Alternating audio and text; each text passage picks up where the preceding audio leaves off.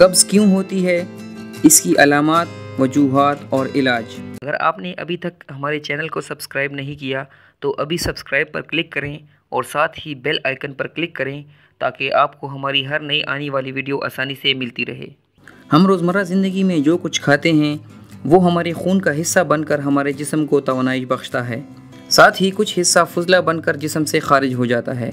ये फुजला अपने साथ कई नुकसानदेह मादों और जरासीम को जिस्म से निकाल कर आपको सेहतमंद रखता है। अब अगर किसी वजह से ये फुजला जिस्म से खारिज ना हो या बहुत देर से खारिज हो तो ऐसी हालत को कब्ज़ कहते हैं। कब्ज़ को उम्मुल अमराज यानी बीमारियों की माँ भी कहा जाता है।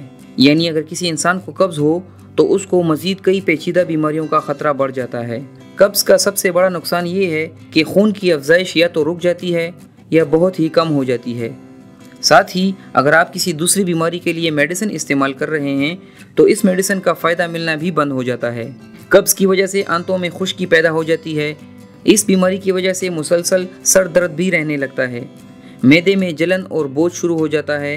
कब्ज़ का असर दिल पर भी पड़ता है और दिल की बीमारियों का ख़तरा बढ़ जाता है।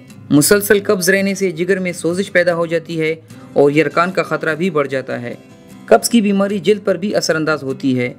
जिल्द रूखी और खुश्क हो जाती है और तेज़ी से झुर्रियाँ पड़ने लगती हैं और साथ ही आंखों के गिर्द हल्के बनने शुरू हो जाते हैं।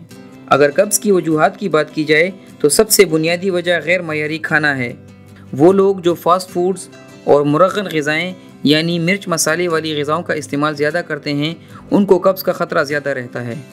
इसकी वजह यह है कि ये ग़िज़ाएँ हज़म होने में ज़्यादा वक्त लेती हैं।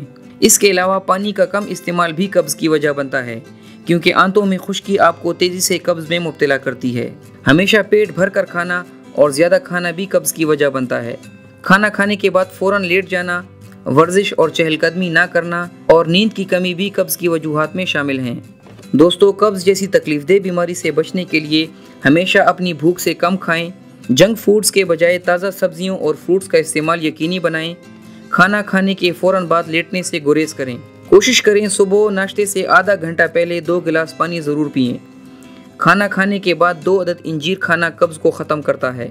रोज़ाना 1 गिलास ताज़ा पानी में इसबगोल का छिलका मिलाकर इस्तेमाल करें।